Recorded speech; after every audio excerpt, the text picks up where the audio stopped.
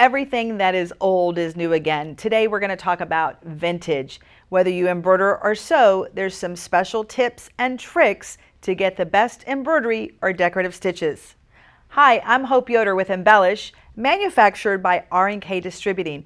Let's talk linen. Let's talk vintage. Do you sew or do you embroider vintage? I've got some samples here. I want to talk about a lot of different ways that you can make embroidery, sewing more effective, looking better when you're done. So first thing I wanted to let you know is we have this great reference material on the webpage rnk-embellish.com, and you're just going to go under the resources tab and you'll find this and you'll want to print this. And when you look at this, it gives you recipe for success for everything from burlap to minky, and we're going to be talking about linen, which is found on page 3 of the document. So everything we have here, we have a little recipe that you can print to have your own sheet. But before we get started, this is a magazine article that I wrote for Classic Sewing for Children magazine, and it was a purchased blouse from J. Jill, their big linen blouse. So it's a coral pink blouse, and I really loved this thing. I actually embellished it vintage with a little purchase lace, so this isn't embroidered. The magazine article told us how to top stitch the lace on, but what I want to talk about is this really pretty vintage machine embroidery design. And so the design is from the Steampunked embroidery collection from Designs by Hope Yoder. This has original SVG artwork, so be sure to check that out for all you crafters and craft and cut owners out there. So we have all the designs on the back, but notice the designs are applique fabric, but my shirt looks vintage. And the reason why it looks vintage is I just used a different applique fabric. But let's get started with the first step.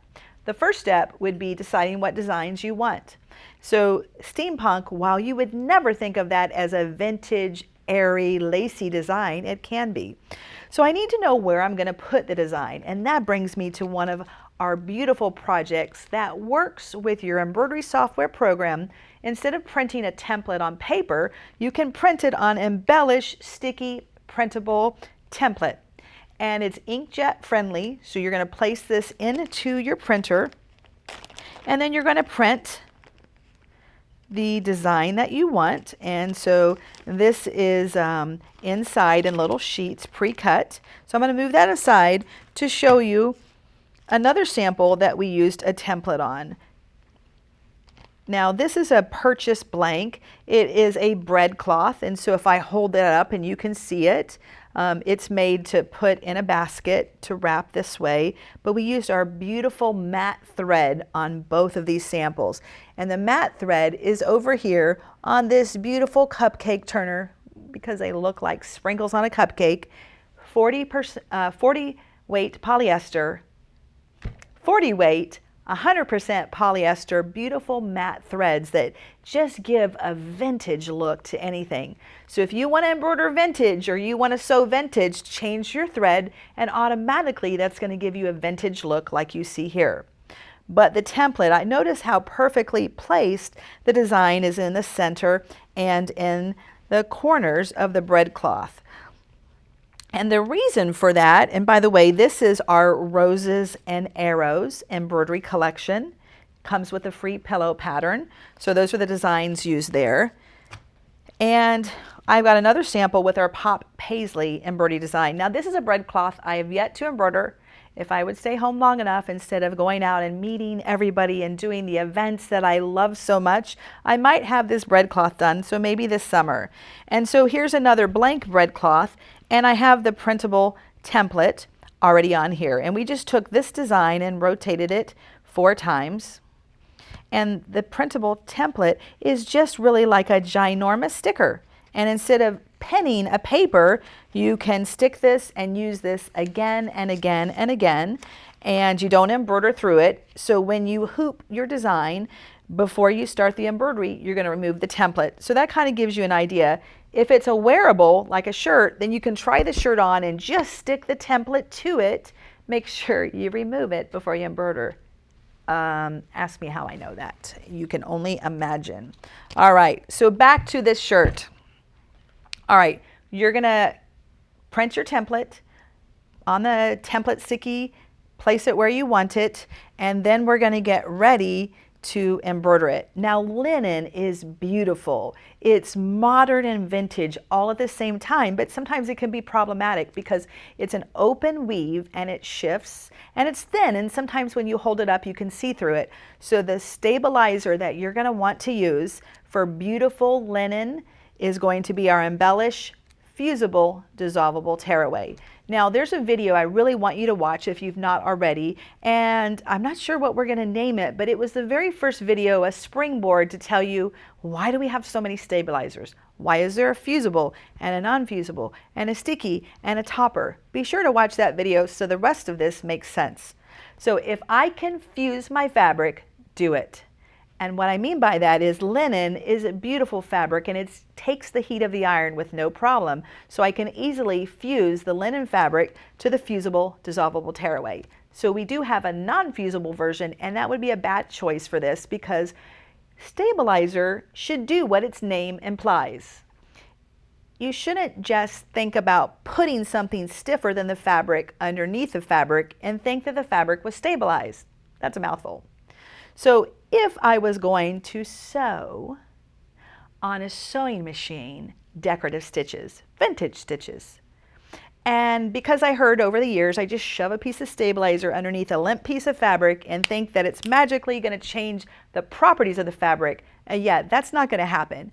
But now if I did the same thing and I fused the dissolvable tearaway to the limp fabric, then the fabric and the stabilizer become one, and I truly have changed the properties of the stabilizer. So I have a sewing sample to show you, and let's see, I've got my beautiful little piles of all the pretty things back here, but let's just start. This is a bad example. So let me take a bad example. Let's just get a close-up look at this. Now, I did use the right stabilizer. I did use the dissolvable tearaway, which by the way is the perfect stabilizer for vintage stitches. The base is made of 50% water-soluble fibers that are going to wash away and 50% of our tearaway fibers that are going to stay underneath the thread only. That's why you want to use this with vintage or with linen, because most of it's going to wash away and it still leaves stabilizer behind the thread. But if I don't use a fusible one, can you see how limp that is? And if I just did a wing needle decorative entre-deux vintagey stitch, look at that warping. That's not very pretty. So even though the dissolvable tearaway part of it was right, the fact that I didn't fuse it created a nightmare. So then if I just take the fusible version of this and I fuse it with a medium temperature iron to the back of my linen fabric, look at that. Now I have changed the fabric.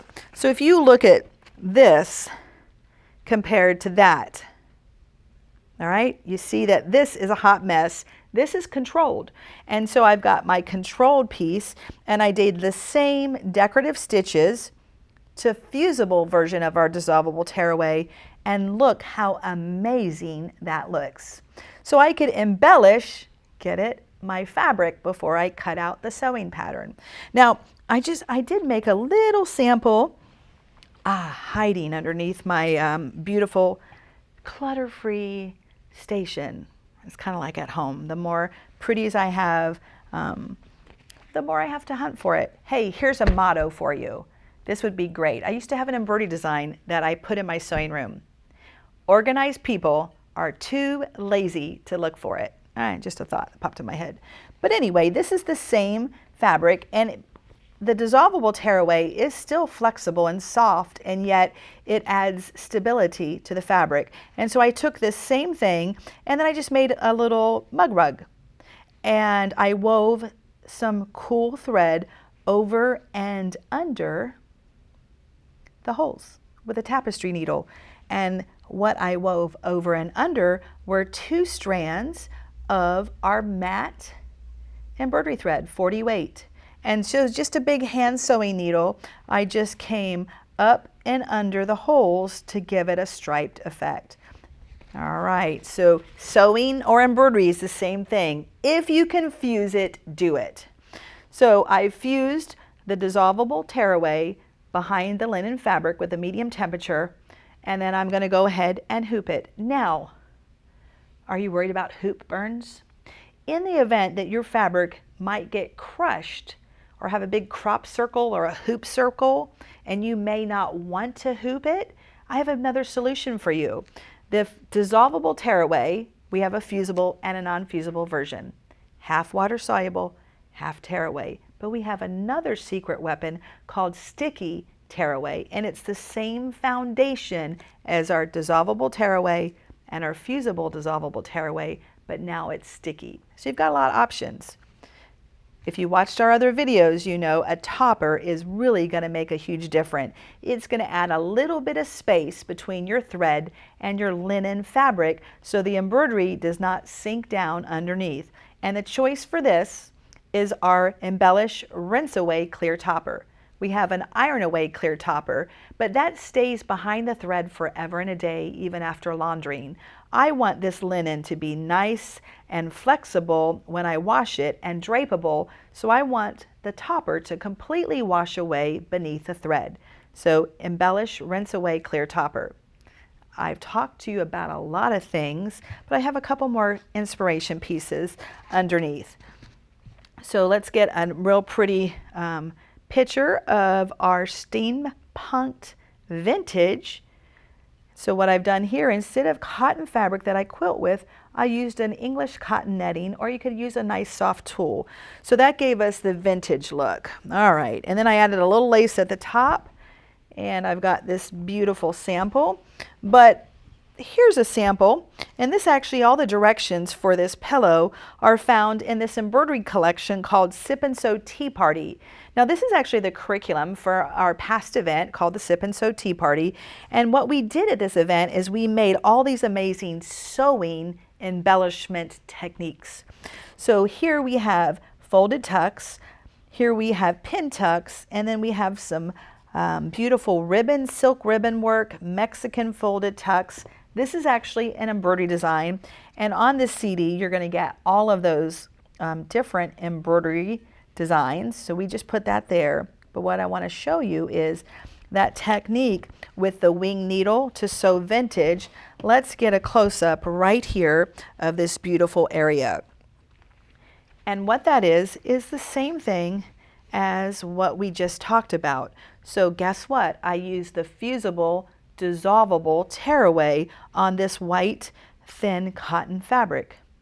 And then you see the strands, instead of running the DMC thread, or rather the mat thread, I ran DMC cross stitch thread over and under the holes. So you can get a modern quilted look, or if you change your thread and change your fabric, then you can sew vintage.